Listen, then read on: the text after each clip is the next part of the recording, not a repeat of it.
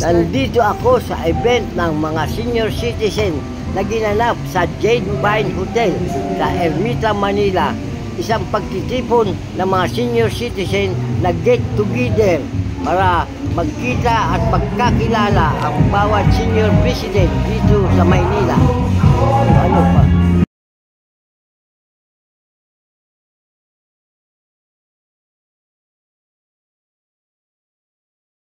Nandito na si Wonder Lulo sa pagtitipon ng mga pangulo ng senior citizen ng mga bawat barangay dito sa Kamaynilaan.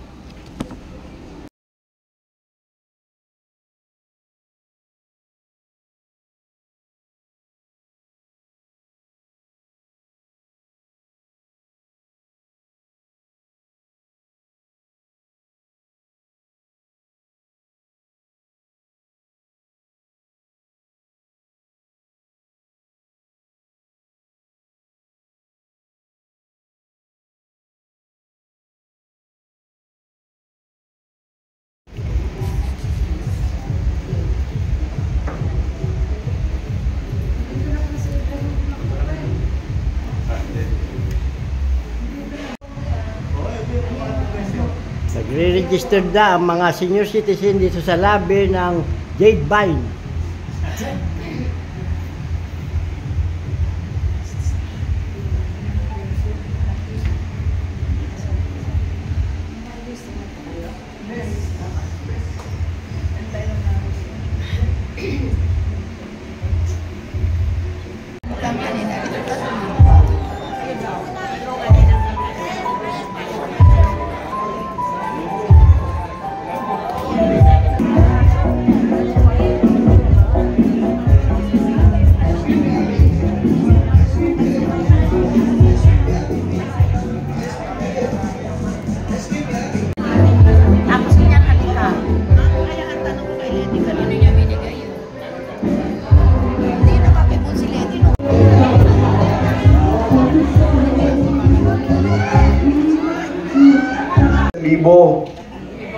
Yun po yung una, chismis nga eh.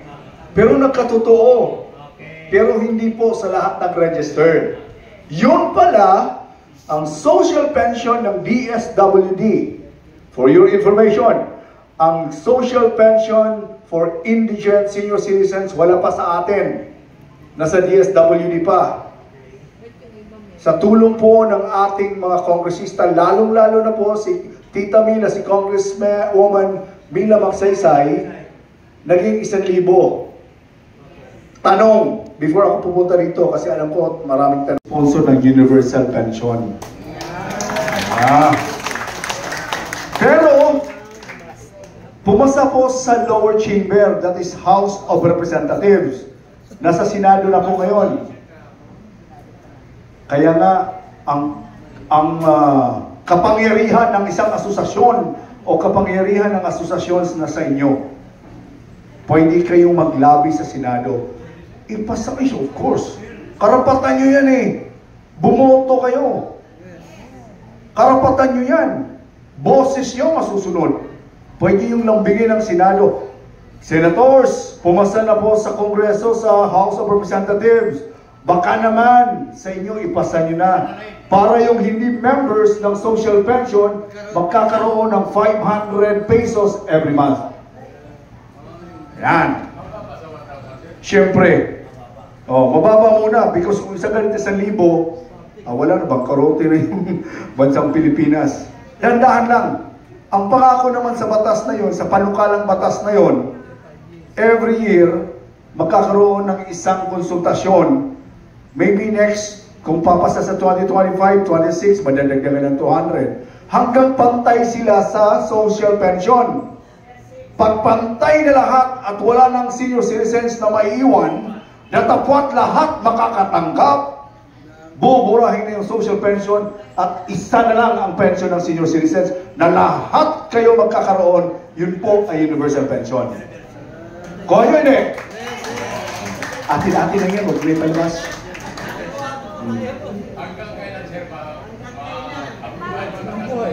Nasa Senado na nga. Kaya inulit ko, ang kapangyarihan ng asosasyon at federasyon ng senior citizens na sa inyo. Ganun din ang sinasabi ko nung umikot ako sa Kalakhang, Maynila or NCR. Ito po lagi kong sinasabi. Nasa inyo po, kung magkaisa kayo gagawa ng petisyon, susulatan nyo lahat ng senador, lalambingin nyo lang. Kayang-kaya ng bansang Pilipinas yan. Para lang sa inyo. May ba? Okay. So, okay na tayo, Sokben. Diretso na ako dito. Okay. Itong batas na to, tandaan nyo, 11982. Oh, it's 11982. Before ito naging batas, ang existing na batas na kung saan ito ginaya ay ang itong sinasabi ng 10868. Ito po yung Centenarian Act of the Philippines. Sinabi po ng batas na ito, pag ang isang senior na Filipino umabot ng 100 years old, meron siyang 100,000 galing sa nasyonal, depende kung saan kayo nakatira, dahil po sa dakilang lungsod na Maynila, meron ding 100,000. So ang isang senior citizen na maging 100 years old na, meron siyang 200. Isa sa nasyonal, isa sa Manila. Tama hindi? Kaya dapat kayo magiging 100 years old para happy. Malabo. Sama ano? Aabot yan! Awa at tulong ng Diyos. Si Moses nga, umabot ng ilang taon eh. Alright. 11982. Again, everybody say. 11982.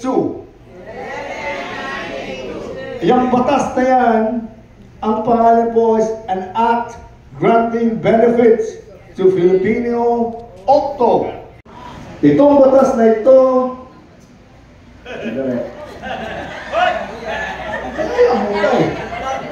ang picture ng tatay yung kamay niya, promise. Dahil ang daming proseso. Kung kayo lang ang maging presidente, wala na sana ng proseso. Pero, hayaan nyo na. Ganun talaga. At kagandahan naman yan sa demokrasya. Tandaan nyo, 11982, Octo and Nona, kasama na ang Sente. Nilagdaan noong February 26, 2024. It was published. Ang publication was on March 2, 2024. Okay? Ang tanong, saan tayo mag-umpisa, sir? Was it the moment the law was signed or was published? Published. Tayong lahat tama, tayong lahat mali. Ang effectivity po was March 17, 2024. Effectivity.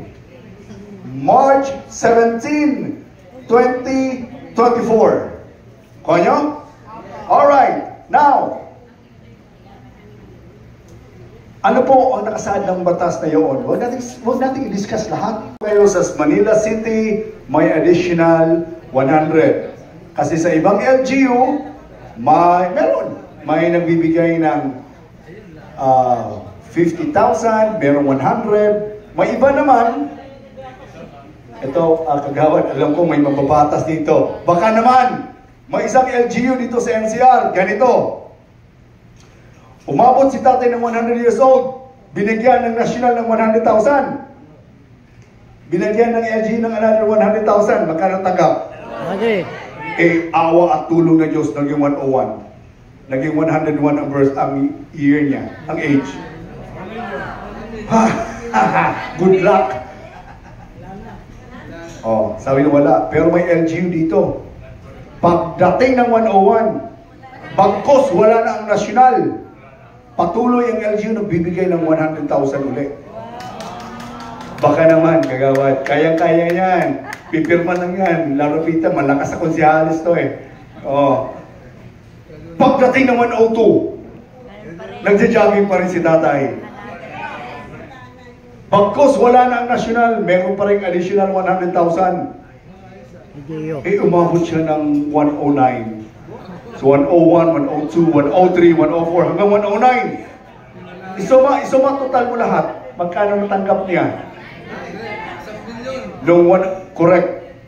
Nung 100 siya, 200,000. Plus additional 9 years, that's 1.1 million. Kasi every year, after that 100 years old, may natatanggap siya 100, 100, 100. Oh. Ha? Eh sabi nila, hindi ko pa nakita nagja-jogging eh. Oo. Ha? Imposible. Umabot ka ng 109 hanggang ngayon. So, posible po. Okay. So, yun po yung centenarian, 100. Now, sino po, aside from 100,000, kasi inamyendahan na ang 10,686, ang 10,868, inamyendahan na, aside from 100,000, eto ngayon, mas malapit-lapit sa katotohanan. Uy, atin-atin lang to ha. Oo. Sinabi sa batas na to, lahat ng Filipinos, na sa bansang Pilipinas man o sa labas, abroad, basta Filipino, sa age o sa edad ng 80, 85, 90 and 95, magkakaroon po ng 10,000 pesos. At yun po ang katotohanan. Kaya? Now, tanong, sir, 84 pa ako, 83. Ang batas na ito, tinatawag natin nakalak. Pagdating mo ng 80, kasama ka. Pagdating mo ng 85, kasama ka uli. Kasama, pag 90, kasama, 95. Pero pag nasa 92 ka, no, makatay ka lang ng 2 o 3 taon. Eh kung 78 ka, 2 taon. Eh paano kung 79? Next year, pwede ka na. Ha? 82, 83? Eh wala ka sa lock number, makatay ka sa 85. Yan. Oh. Ano po mga dokumento para? Hindi, mamaya na yan. Mamaya na yung dokumento. Isa-isayin natin. Okay. Opo. Mamaya. Bakit po 80, 85, 1995? Sir, sabi niyo Octo Anona. Kasi nga, ang importante sa lahat, titingnan natin ito. Yan. Ito po yung definition. No? Ang definition po is, it is defined that octogenarians refers to all Filipinos. Again, whether sa Pilipinas o abroad, from ages 80 to 89. Pag nona, 90 to 99. Sir, bakit 80, 85, 1995? Dahil dito sa milestone year. Sa batas, nagre-refer po sila sa milestone. 80, 85, 90, 95, 100. Kuha nyo? So, ibig sabihin, si tatay, 79 ngayon, sa 2025, 80. Pasok na siya. May 110,000. Eh, awa at tulong ng Diyos, additional 4 years. Naging 85 na si tatay uli. Makakatanggap, hindi. Another 10,000. Eh, ganun pa rin, after 5 years, 85, naging 90. Dagdag uli. Naging 95. That's 10,000 uli. Then naging 100,000 plus yung LGU nyo. Malay nyo, sa panahon na yun, hindi naman 100,000 ng LGU, milyon na, I don't know. So, kuha nyo? Alright, ang tanong ganito, Sir, 2024 po yung effectivity. Eh, ang dami naming birthday. Kailan ba kami babayaran? Ang unang payout natin, itong month na to, no, November until December, ang centenary ng 100 nasa DSWD pa. The moment January 1, 2025 comes, ang nona, octa, octo, at saka centenarian nasa NCSC na, nasa atin. Ang unang payout will be 2025. So, alam mo, gumagano na yung utak nyo nga. Paano mag-apply? Yung kapitbahay namin. Yan, oo. Yun nga po. Ganito. Huwag kayong maguguluhan. Ang proseso, NCSC will talk to OSCA. Lahat ba kayo may Senior Citizens ID? Yes. So, ibig sabihin, ang mga pangalan nyo nandoon sa database ng OSCA. Sino member ng Club 20? Ayan na, Mami Presi. Club 20! Kayo lahat yun. Club 20%.